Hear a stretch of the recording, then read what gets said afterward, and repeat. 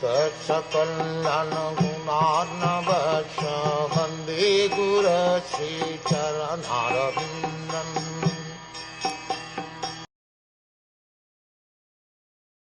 The great personality Brahma, with great attention and concentration of the mind, studied the Vedas 3 times, and after scrutinizingly examining them, he ascertained that attraction for the Supreme Personality of Godhead Sri Krishna is the highest perfection of religion.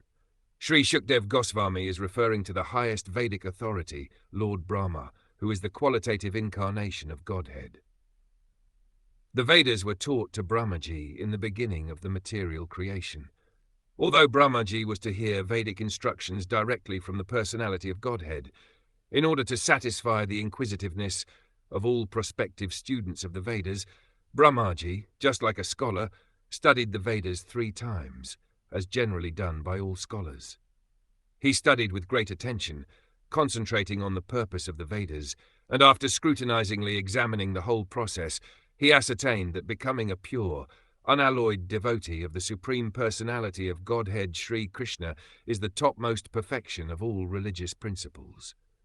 And this is the last instruction of the Bhagavad Gita directly presented by the Personality of Godhead.